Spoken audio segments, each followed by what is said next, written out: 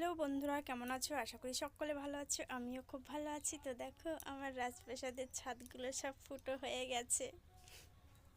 দেখবা? চলো দেখাই তোমাদের। এই দেখো, ফুটো হয়ে গেছে, জল পড়ছে। কি করব, তবু হ্যাপি আছি। ছাদ ফুটো হয়েছে তাতে কি, আমি তো ঠিক আছি, ঠিক হয়ে যাবে। তোমরা পাশে থাকলে অবশ্যই ওই ছাদটা ঠিক হয়ে যাবে আমার, এটা আমার বিশ্বাস। তো চলো, কি করেছি ঘর আজকে দেখো। মানে ঘরটা লিখবো, খুব আলসি লাগছে, আর বলো না, এত আলসি। করতেই হবে, কে করে দেবে তাছাড়া, বলো। তো দেখো, এই যে এগুলো তুলে রেখেছি এখানটায়। আর দেখো শোকেসের অবস্থাটা কি, দেখো একবার, কতটা এলোমেলো করে রেখেছি। খুব আলসি ভাই বললাম, খেয়ে উঠলে আর কিচ্ছু করতে মন চায় না আমার। রান্নাঘরটা দেখবা কি অবস্থা হয়েছে, গোছা বাজকে সব। এই দেখো,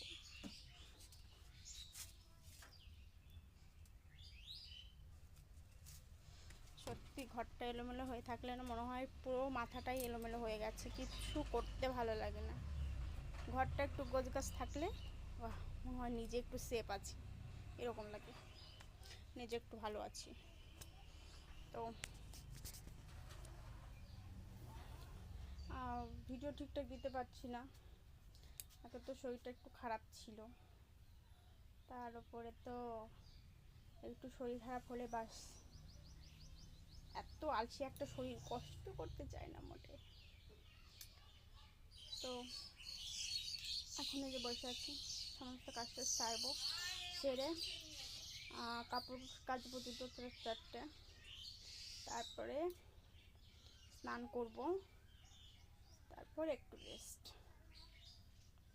কি বলতো, আলসি আছে ঠিকই, আবার বসে থাকতেও ভালো লাগে না, বসে থাকতেও ভালো লাগে না, বেশিক্ষণ শুয়ে থাকতেও ভালো লাগে না। একটু কাজ বাজ করলাম, একটু বসলাম, ঠিক আছে। সারাক্ষণ বসে থাকা শুয়ে থাকা আবার ভালোও লাগে না, কি করব, কিছুই ভালো লাগে না।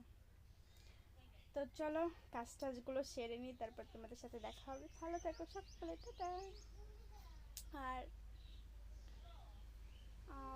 ভিডিও তো করতে হবে আবার আমাকে, বুঝতেই তো পারছো, কাজগুলো ঝটপট করে করতে হবে এখন।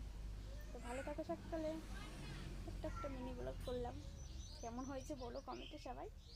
ভালো থাকো, সুস্থ থাকো সকলে।